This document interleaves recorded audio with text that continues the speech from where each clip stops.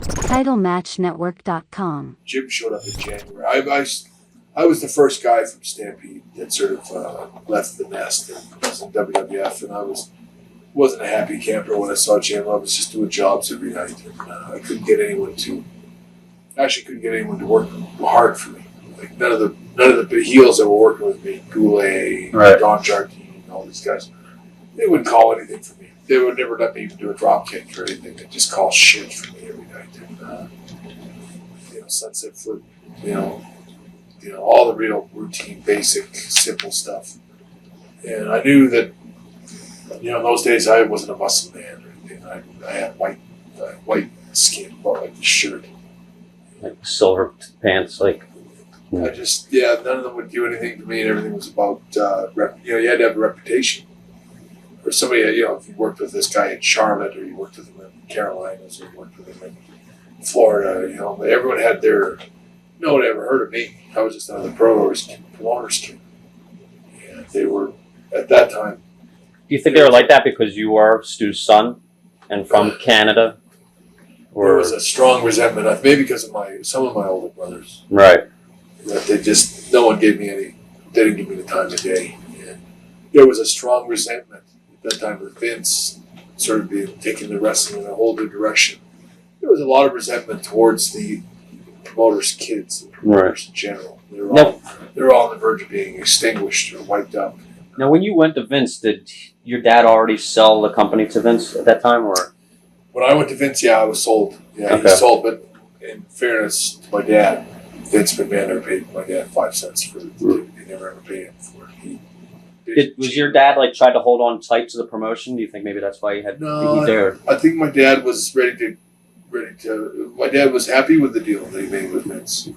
The only problem was Vince never paid him. Right. Just he got my dad to give him his TV show, his TV time, and gave him all his buildings and everything was set.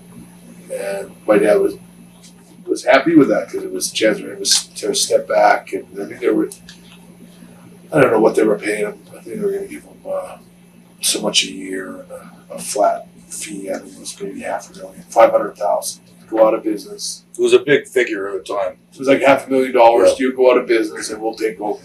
But they never paid him to pay. Was the company up there kind of going down a little bit? Was the heyday over up there? Or? No, I don't. Actually, things were red hot. Yeah. But my dad had lost money for a strong length of time. And not didn't have the aspirations to keep it going like he used. Well, he was happy to hand it off to Vince and make some money from Vince and settle and retire and move away from it. And I think, as I recall, the conditions were. I remember my dad, because I met George Scott when he came up, and the deal wasn't done yet. And I met George. He goes, "We want to bring in you. We want to bring in Dynamite. We want to bring in Davey, and we want to bring in Jim." Don't talk to any of my other brothers. My brother Bruce was going to be moved into the office as their, going to coordinate their advertising, TV, he was going to be their agent or whatever up there. But my brother Bruce, of course, wasn't happy with that. He wanted to just be a background player for WWF. And, he started getting his own little promotion ideas, which was a conflict to my dad because it was. Oh, really? It was a conflict for my dad to sell his business to Vince, and then have my brother Bruce start up a rival company.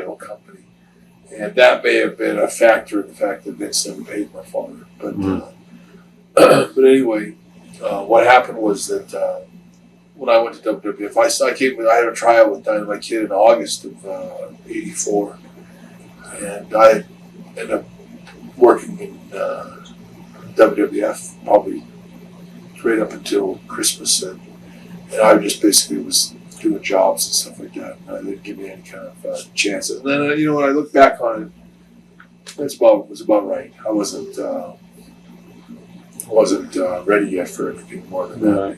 Especially out there, it's different with the size. The New York But I was guys. a good worker. Yeah, I was a really good worker. And I didn't have any mic skills. I couldn't talk in front of a microphone at all. I was terrified in front of the camera, and I was white as a ghost, and I didn't have any kind of a physique. I had never taken a steroid in my life or anything like that. And Well, I remember I was really young when you first came in with Dynamite, and I was watching. I was like, I've never seen matches like this ever. I mean, you guys are so revolutionary, but so different than everybody there. So, Well, I think it just took a little. I knew I had all the confidence in my abilities in the world. Like I was just told. I even now I don't know that I think that there's too many guys that were better workers than I don't. I was a good worker that could work with anybody. And Brett could work with the lighter guys, and just as well as the heavier guys, and get by. But New York is basically a big man territory. I mean, you go up against guys like you're talking about Sweet Hansen, yeah, and Spoiler, and just the average wrestler in New York was 6'4", 300 pounds. You know, and for Brett's 6'2", 230, 240. That was considered small. did you get heat there in the beginning when you were doing because you and Dynamite were doing like great stuff? Did you have like the veterans, like the older veterans that maybe were mid card, not the main eventers, like kind of like take you down, like hey, you're doing too much? well, I think going back just a little before that, because I'll go back to when me and Jim started there. I remember I was pretty down about everything.